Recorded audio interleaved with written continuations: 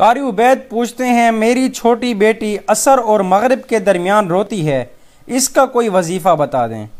قاری صاحب، یہ بچیوں کو جو شام کا شر ہے نا، جو رونا ہے، یہ بزرگوں کے تجربات ہے۔ وہ فرماتے ہیں جیسے حدیث پاک میں نا کہ اس وقت آسمان سے بلائیں نازل ہوتی ہیں، جنات نازل ہوتے ہیں شام کو، تو وہ بچیوں پر بعضوں کا اثر آ جاتا ہے، چھوٹے بچوں پر بھی، بچیاں ہوں یا بچے ہوں۔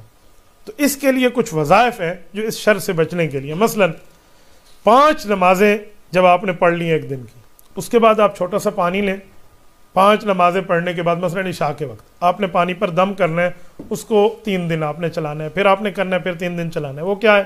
آپ نے 11 مرتبہ درود پاک پڑھنا ہے، پھر بسم اللہ اعوذ باللہ، پھر اس کے بعد بسم اللہ، پھر اس کے بعد آپ نے سورۃ فاتحہ، پھر اس کے بعد آپ نے قل یا ایھا الکافرون، پھر قل هو اللہ احد، پھر قل اعوذ برب الفلق، پھر قل اعوذ برب الناس، پھر 11 مرتبہ درود پاک۔ یہ باقی ایک مرتبہ یہ پڑھ کے آپ نے پھونک لینا ہے پانی پر۔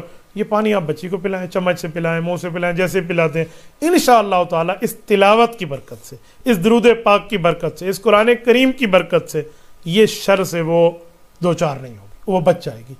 تو یہ شر کا معاملہ چلتا ہے، تو اس کے لیے بہتر ہے کہ آپ دین کی طرف آئیں، عقائد کو دیکھیں، اسلام کو دیکھیں، ایمان کو دیکھیں، قرآن کو دیکھیں۔